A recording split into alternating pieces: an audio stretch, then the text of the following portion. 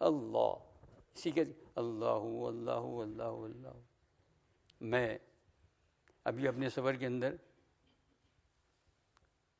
ایک مسجد میں ذکر کر رہے تھے تو مجھے بھی کہا گیا، میں نے سنا واقعی جب وہ ذکر کرتے تھے دل کو لگتا تھا۔ آپ کہتے ہیں ماحول خراب ہے، آپ ایسی جگہوں پر پھر کر آتے ہیں تو آپ کو ماحول خراب ہی نظر آئے گا نا، ساری جگہ پر دنیا خراب ہے، لیکن اچھے ماحول میں بھی گئے۔ 300 طلباء اور علماء نے میرے پاس حدیث کی سند دی۔ کون سا کیا کہتے ہیں اس کو، ٹرکی۔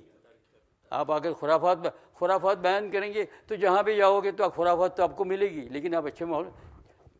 میں نے جب آخر میں پوچھا کہ کتنے ہو گئے جو یہ کام کر رہے تھے ہمارے ساتھی، تو ان کو میں نے پوچھا کہ یہ سب مل کر، یعنی راستے میں آتے ہوئے جب وہاں سے تو کہا 2000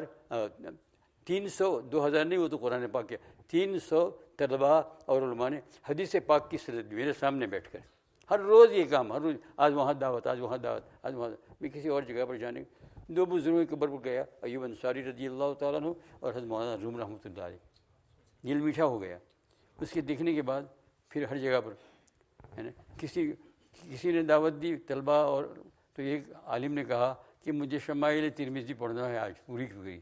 میں نے کہا رات کو 2 بج جائیں گے، 3 بج جائیں گے، میں اتنا طاقتور نہیں ہوں، آپ کو وعدہ کرتا ہوں کسی اور مرتبہ انشاءاللہ آپ کی دعوت پر۔ میں اس وقت بھی دعوت پر گیا تھا، ایک صاحب جو ہے وہاں سے تعلق رکھتے ہیں، تو انہوں نے 2 سال سے جو ہے وہ کر رہے تھے، تو دعوت دی تھی انہی کے سب کار کے جو ہے سب جگہ کے اوپر دعوتیں آتی تھی اور ہم چلتے تھے۔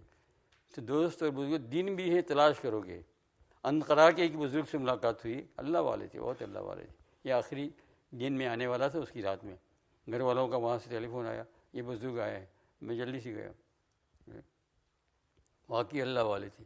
ہاں انقرہ بھی وہاں کا ایک شہر ہے، تم دیکھو تو نا، ہے نا۔